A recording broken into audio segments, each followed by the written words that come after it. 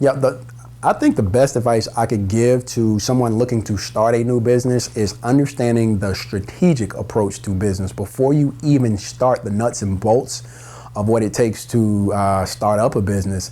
Understand strategically how you're going to approach achieving what you've set your mission or your goals or your objectives to be.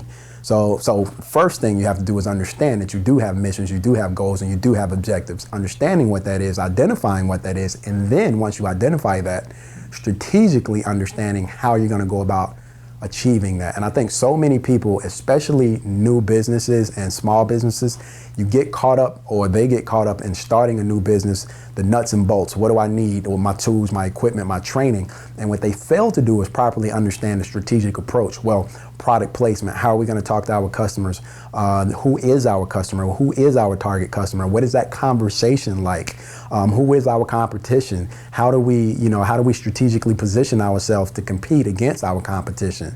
Maybe our competition has more resources, financially and people resources, than we do. How do we compete with that? How do we discover what you call blue oceans, where we're actually competing in a space that nobody else is competing in? How do we do that? That is all strategic approach, and that is the essence of success versus failure when it comes to starting and competing with your competition in any business or any space. So you really have to understand how important the strategic approach is to success. And I think so many people, like I said, they get away from that because it's not the sexy thing to do. It's not the fun thing to do. It's not fun trying to understand who your target customer is and getting ahead of your customer and, identifying what your customer likes are and what your customer obstacles are and what keeps your customer from taking action.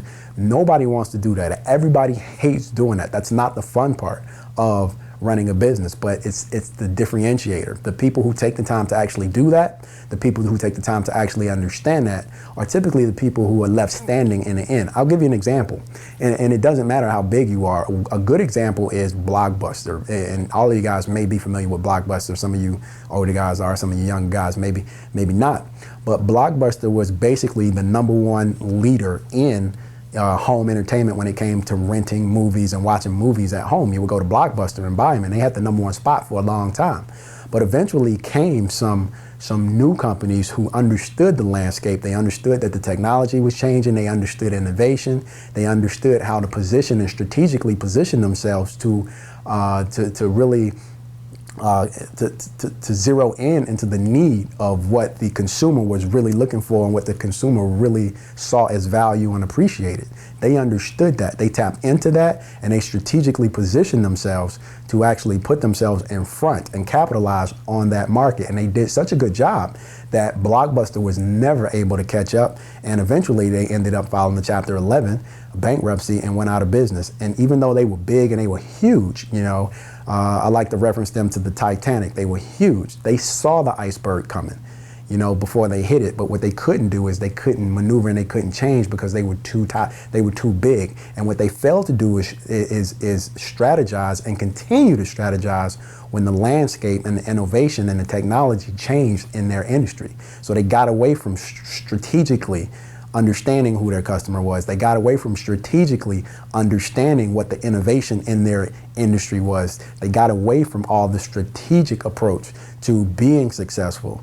And that is the biggest difference, in my opinion, between guys who are successful and people who fail, is that if you strategize, you give yourself so much more from the very beginning, and you continue to strategize. You give yourself so much more of a chance of being successful as the time moves on and as the innovation changes and the evolution of your industry changes, which it's going to do. It always does in every industry. You just have to continue to adapt to that, understand that, receive that, and then strategically position your business, your company, whatever it is, your finances, your relationships. You have to strategically position those to be successful as you go forward. And the better you do that, the more you understand that. Understanding it's not sexy, but it is what needs to be done, and it is the biggest difference between success and failure. And it gives you that much value proposition over your competitor, because chances are they're not doing it because it's not fun to do either. So that would be my advice right now today, is understand strategy. Make sure you implement it from the very beginning. And if you do and you understand it, you're going to have more success. You're going to have a better chance of success than failure for sure.